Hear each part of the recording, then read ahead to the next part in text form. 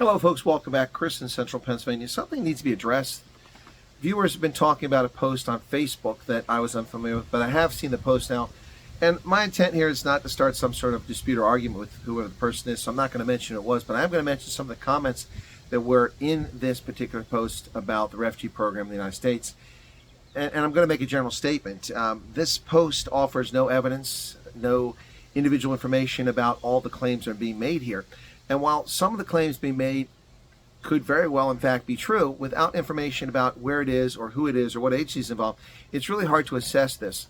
And so it comes across as a Cassandra, anti-refugee program sort of post intended to frighten people from participating in the program. That's how it comes across. If the person who posted it didn't intend that, well, your intent is not achieving its goal. So the first thing in the post says that truth is not being shared. Now, what this poster means by that is that people aren't talking the truth about the refugee program. But that's factually untrue. I've, from the very beginning, on the 7th of February, 2025, told people this is a difficult program. It's not immigration. You have limited resources, and you have very little time to get your feet set on the ground, so you've got to hit the ground running. I've told people that at the very beginning. I've also told people that this will divide families. That's never been hidden from anybody. That's been stated from the beginning. As far as the situation that we get into in the message about families who don't have the resources to survive in America, this person is saying that there's all sorts of issues they're bringing forward here, claiming that, for instance, that child protective services are taking children away. Now, if that's true, I would like whoever's involved in this to please contact me, because I'm not aware of a single case of the few thousand children that have come to the United States under this program of child protective services becoming involved. Not aware of anyone. And not one is mentioned in this post. Not one.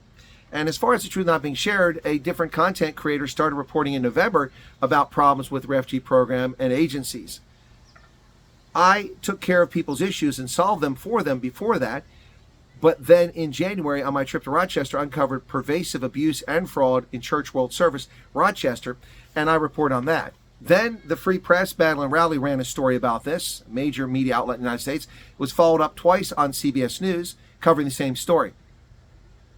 So this story has been covered, and people are talking about it. What do you mean the truth is not being shared? Of course the truth being shared.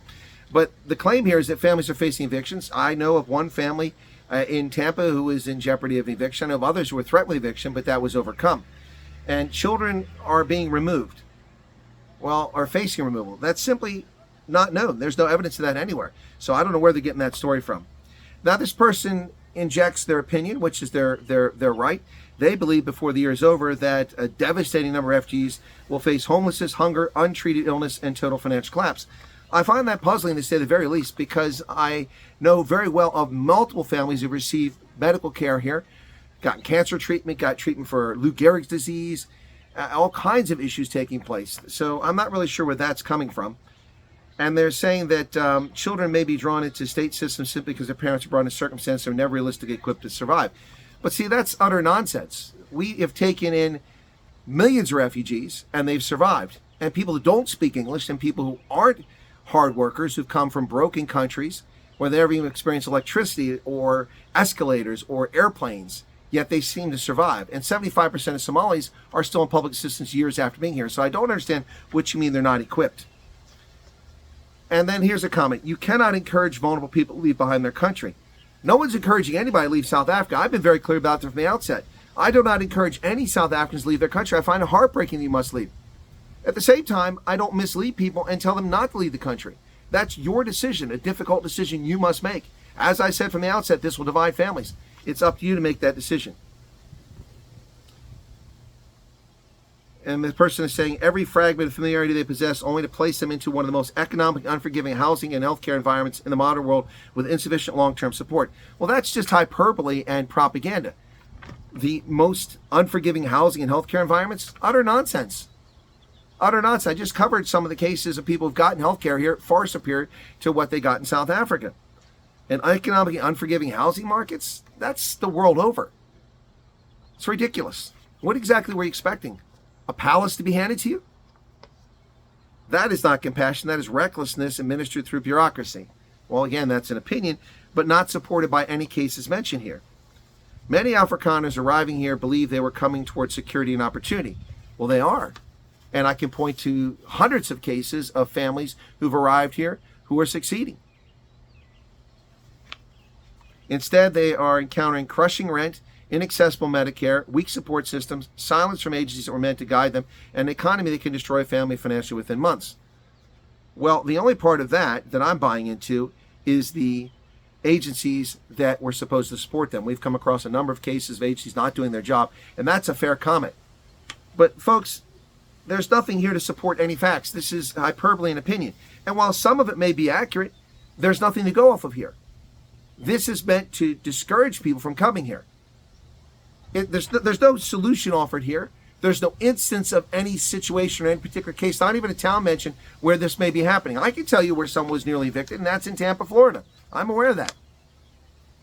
But this is ridiculous. People do this all the time, and this person may mean well, but this is just opinion.